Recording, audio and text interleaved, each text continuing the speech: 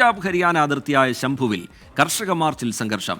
ദില്ലി ചലോ മാർച്ചിനിടെ കർഷകർ ബാരിക്കേഡുകൾ തകർത്തു. പോലീസ് കണ്ണീർ വാതകം പ്രയോഗിച്ചു. ബൽറാം നെടുങ്ങാടി ഡൽഹിയിൽ നിന്ന് വിവരങ്ങളുമായി ചേരുന്നുണ്ട്. ബൽറാം, ഈ പ്രതിഷേധമൊരു സംഘർഷത്തിന്റെ നിലയിലേക്ക് മാറിയത് എങ്ങനെ? കർഷക സംഘടനകൾ പറയുന്നത് റിജിത്ത്, കർഷകർ കഴിഞ്ഞ 296 ദിവസമായി ഡൽഹിയിലേക്കുള്ള മാർച്ച് പോലീസ് തടഞ്ഞതിനെ തുടർന്ന് ഈ ശംഭു അതിർത്തിയിൽ പ്രതിഷേധിച്ചു വരികയാണ്. ആ കർഷകർ ഇന്നു മുതൽ ഡൽഹിയിലേക്ക് മാർച്ച് ചെയ്യും എന്ന് പ്രഖ്യാപിച്ചിരുന്നു.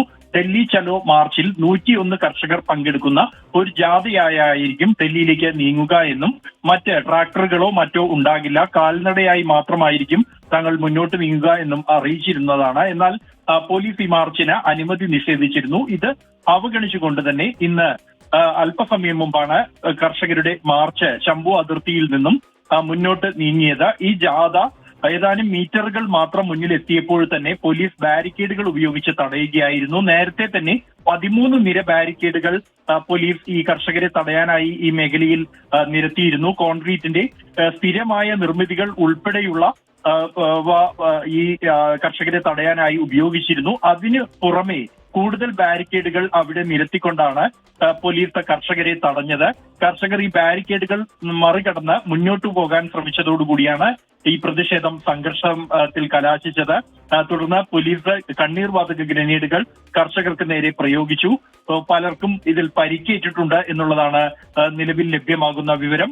കാരണം ഈ മാർച്ചിൽ പങ്കെടുക്കുന്ന കർഷകരിൽ ബഹുഭൂരിഭാഗവും വൃദ്ധരായ കർഷകരാണ്. അതുകൊണ്ട് തന്നെ അവർക്ക് ദേഹാസ്വാസ്ഥ്യം അടക്കമുള്ളവ അനുഭവപ്പെട്ടിട്ടുണ്ട് ഈ കണ്ണീർ വാതക പ്രയോഗത്തെ തുടർന്ന് എന്ന വിവരമാണ് ലഭ്യമാകുന്നത്.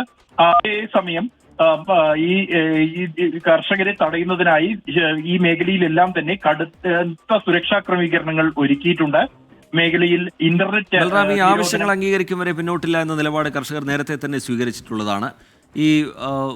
ഈ പ്രതിഷേധങ്ങളെ ഇങ്ങനെ ബാരിക്കേഡ് വെച്ച് കൂടുതൽ സുരക്ഷാ സംവിധാനങ്ങൾ കൊണ്ട് പ്രതിരോധം തീർത്ത് തടയുക എന്നതിനപ്പുറത്തേക്ക് ഒരു ചർച്ചയ്ക്കുള്ള സാധ്യത, അത്തരത്തിലുള്ള ആലോചനകൾ നടക്കുന്നുണ്ടോ? സർക്കാരിന് മുന്നിൽ ചില ഉപാധികളും സമയപരിധിയും കർഷക സംഘടനകൾ മുന്നോട്ട് വെച്ചിട്ടുണ്ട്.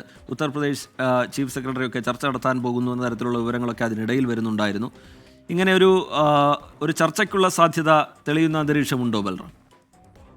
റിജിത്ത്, ഈ വിഷയത്തിൽ നിലവിൽ പഞ്ചാബ് ഹരിയാന അതിർത്തിയായ ശംഭുവിൽ സമരം നടത്തുന്ന കർഷകരും ഒപ്പം തന്നെ ഉത്തർപ്രദേശ് അതിർത്തിയിൽ സമരം നടത്തുന്ന കർഷകരും രണ്ട് വിഭാഗം കർഷകരാണ്.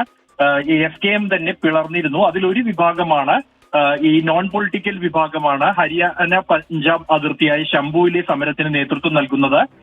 ഇവർ പലതവണ ഏതാണ്ട് 296 ദിവസമായി നടത്തുന്ന സമരത്തിൽ പലതവണ സർക്കാരിന് ഉപാധികൾ മുന്നോട്ട് വച്ചിരുന്നെങ്കിലും ഇതുവരെ സർക്കാർ അതൊന്നും അംഗീകരിക്കാൻ തയ്യാറാകാതിരുന്നതോടെയാണ് ഇത്തരത്തിൽ ഒരു ഡൽഹി ചലോ മാർച്ച് പ്രഖ്യാപിച്ച് മുന്നോട്ട് നീങ്ങുന്നത്. ഇപ്പോഴും